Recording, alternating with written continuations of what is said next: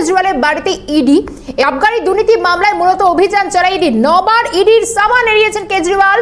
Delhi high court থেকে রক্ষা কবচ পাননি কেজরিওয়াল। রক্ষা কবচ না পাওয়ার পর কেজরিওয়ালের বাড়িতে ইডি। আবগারি দুর্নীতি মামলায় অভিযান ইডি। রীতিমতো বেশ কয়েকবার সামান, 9 বার সামান গিয়েছে কেজরিওয়ালের বাড়িতে। কিন্তু এরপর আজ রক্ষা কবচ নতুন করে কেজরিওয়ালকে দেওয়া হয়নি এবং যেরকমটা মনে করা হচ্ছিল এরপর ইডির আর কোনো বাধা রইল না। আরো একটু বিস্তারিত জানার চেষ্টা করি, ইন্দ্রাণী দাশগুপ্ত রয়েছেন আমাদের সঙ্গে।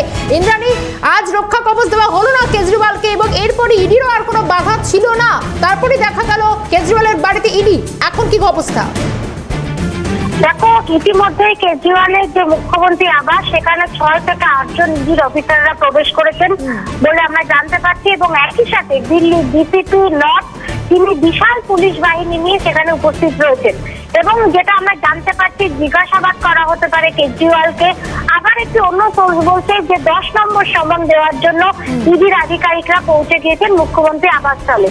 এই মুহূর্তে ওখানকার যা পরিস্থিতি, ইডির আধিকারিকরা ভিতরে রয়েছেন, বাইরে বিশাল পুলিশ বাহিনী ঘিরে রয়েছে।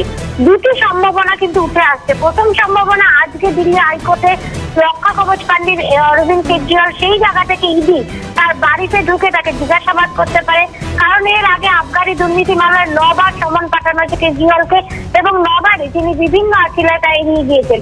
সেই কারণে সোজাসুজি ইডি তার বাড়িতে গেছে তাকে জিজ্ঞাসাবাদ করছে। এবং কারণ আজকে দিল্লি হাইকোর্টও কিন্তু এই প্রশ্ন তুলেছিল যে কেন অরবিন্দ কেজরিওয়াল বারে বারে সমন এড়িয়ে যাচ্ছে। দ্বিতীয়ত যেটা আরেকটা সোর্স যেটা বলছে যে সমন দেওয়ার জন্য, 10ম সমন দেওয়ার জন্য অরবিন্দ কেজরিওয়ালের মুখ্যমন্ত্রী আবাসে পৌঁছে গিয়েছে ইডি। এই মুহূর্তে আপের একের পর এক নেতা মুখ্যমন্ত্রী আবাসের বাইরে এসে দাঁড়াচ্ছেন, এসে পৌঁছে গিয়েছেন সৌরভ বরদ্দার সহ একাধিক দিল্লির মন্ত্রীরাও। দিল্লির মুখ্যমন্ত্রী অরবিন্দ কেজরিওয়ালের সাথে ইডি এই মুহূর্তে কি করে এটাই এখন কিন্তু দেখা। তাকে জিজ্ঞাসাবাদ করা হয়, তাকে গ্রেপ্তার করা হয়, নাকি তাকে 10 নম্বর সমন দিয়ে ফের জিজ্ঞাসাবাদের জন্য ডাকে ইডি, সেদিকেই নজর রয়েছে আমাদের। আরো একটা বিষয় জানার চেষ্টা করি, এর আগেও আমরা দেখলাম যে একটা সাময়িক স্বস্তি ছিল, একটা আগাম জামিনও তার মিলেছিল, কিন্তু আজ দেখা গেল রক্ষা কবচের যে আবেদন সেটাই খারিজ হয়ে গিয়েছে। এরপর তড়িঘড়ি ইডির কর্তারা এখন তল্লাশি চালাচ্ছে, তুমি যেরকমটা বলছো সেক্ষেত্রে বেশ কয়েকটি সম্ভাবনা উঠে আসছে, কিন্তু দেখা গেছে একটার পর সামান অরবিন্দ কেজরিওয়াল এড়িয়ে গিয়েছেন।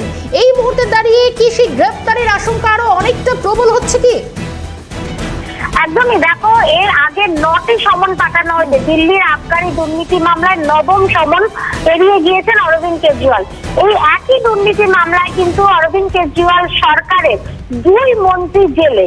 প্রথম সত্যেন্দ্র জৈন, যিনি শিক্ষামন্ত্রী ছিলেন, তিনি জেলে ছিলেন, দীর্ঘদিন জেলে থাকেন তিহার জেলে। তারপর তাকে বেল জামিন দেওয়া হয়। তারপরে কিন্তু উপমুখ্যমন্ত্রী মনীষ সিসোদিয়া, সত্যেন্দ্র জৈন স্বাস্থ্যমন্ত্রী ছিলেন, মনীষ সিসোদিয়া তিনি শিক্ষামন্ত্রী ছিলেন এবং দিল্লির উপমুখ্যমন্ত্রী ছিলেন। এবার অরবিন্দ কেজরিওয়ালের বাড়িতে ইডি, এরপর কি হয় সেদিকে নজর আমাদের থাকবে, নজর রেখো। ধন্যবাদ জানাই, সঙ্গে ছিলেন টেলিফোন লাইনে ইন্দ্রাণী দাশগুপ্ত।